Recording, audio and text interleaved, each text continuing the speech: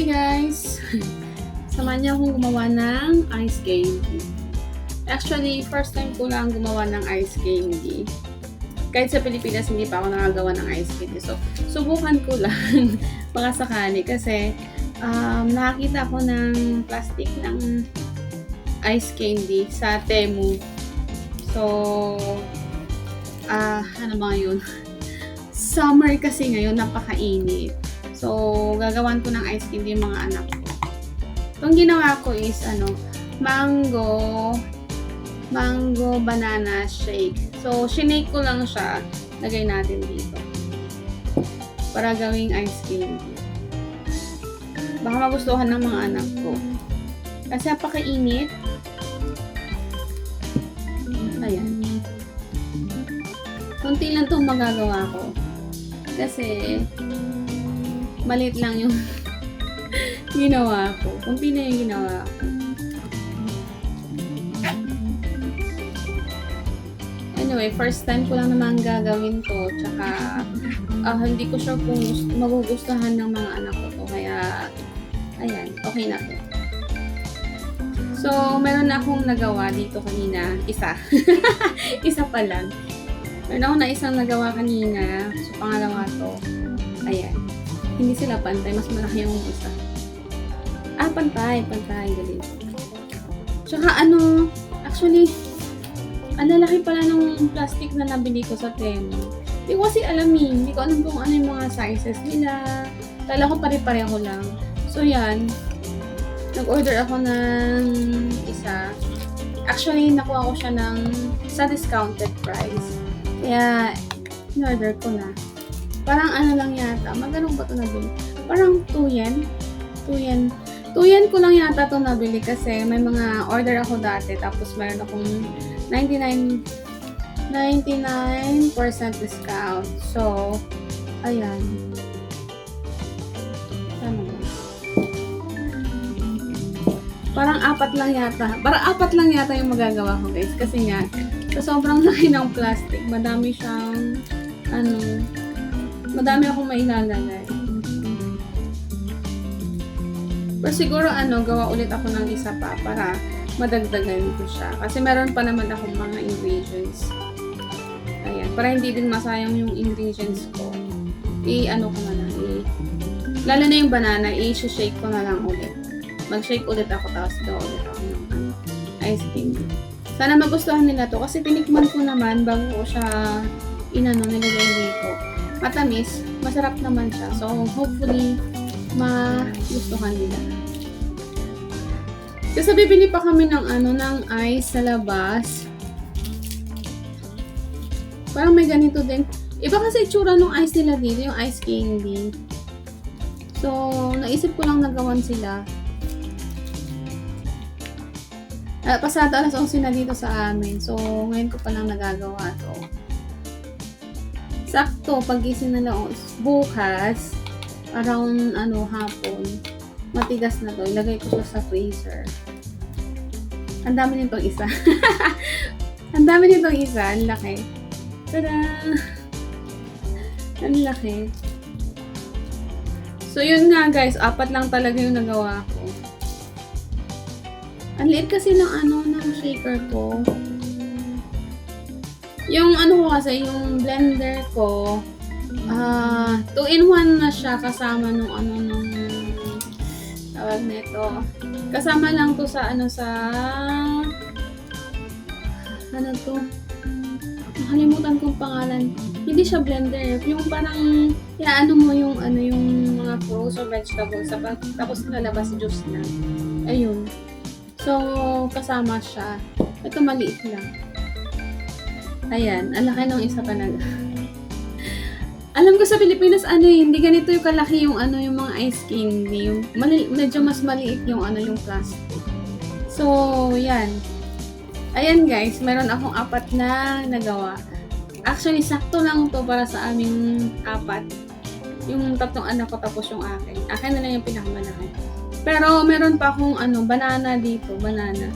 Kalahati na yung nilagay kong banana kanina. Tapos may may mga mangga. Yung mangga, siya, frozen. Kasi mahal ang mangga dito guys sa Japan. So, yung mga fruits, gusto kong mag-shake. Ayun, bumibili ako ng mga frozen na fruits kagaya ng mangga, tapos strawberry, blueberries, avocado, yan. Yung mga yan, sinishake ko. Pero binibili ko sa sa supermarket, mga frozen fruits na siya. Kasi mas cheaper kapag frozen. So yun guys, babalik ako, gagawa ulit ako ng another shake. So ayan guys, nakagawa ulit ako. Nakapag-shake ulit ako. Ayan. So, continue natin. Bali, 4 na yung nagawa ko. So, 4 ang pwedeng magawa dito.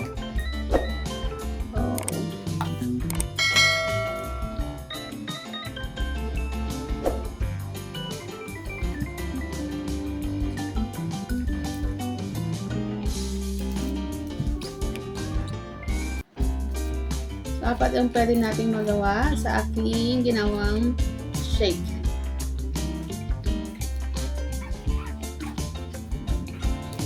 Nasa ako. Hi! Making ice candy. You know ice candy in Philippines to shop? Huh? Are you break on it? Yes. No, in the shake become ice cube. Ice cube? Ice candy. This is ice candy. First time. It's my first time to make ice candy. They may like it kasi. So I'll just try it.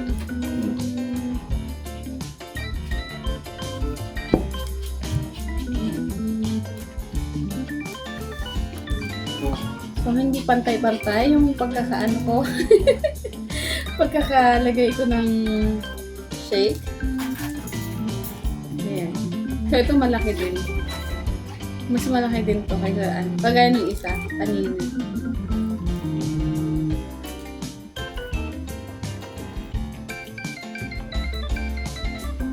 Actually, parang may nakita din akong ganito. Ice candy wrapper. No. Ano to?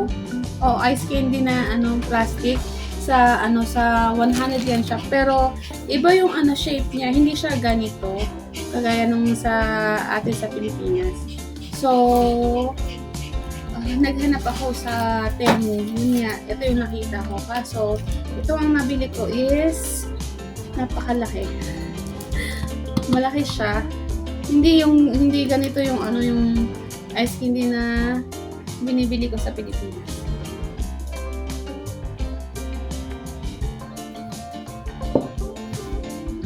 Kasya yata. Parang 3 lang tong isa. Yeah. So, hindi na kasi kakasya sa mamaya.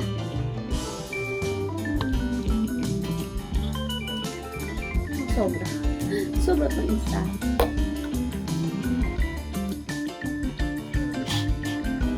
Paliwasa, first time kumawa. Hindi marunong magtansya. Ayun. Anyway, personal consumption lang naman to guys. So, okay lang. Kahit mali-mali. Kahit hindi pare-pareho ng size. Diba? Kami lang din naman ang kakain ng mga anak ko. Tsaka nung asawa ko. Ewan ko lang kung magugustuhan niya to. Basta ginawa ko to para sa mga anak ko. Sana matuwa sila. Sana matuwa sila bukas. Kasi napakainit talaga dito ngayon guys. Sobrang init. Yung aircon namin laging nakabukas. Kasi hindi kakayanin ng mga bata yung sobrang init. Tapos etong bahay namin napakadaming bintana. Ang daming bintana kaya yung tapos direct pa kami sa sunlight. Yung mga bintana namin direct sa sunlight. Pasok na pasok dito sa bahay kaya sobrang init. Ayun, 4 nga. Apat mo yung magagawa sa isang sa isang ganito. Ilang liter lang ba to? 500 liter lang kasi to. Kaya, konti lang talaga. Actually, pang-isahang lang to. Pang-isahang consumption kapag gagawa ng blender.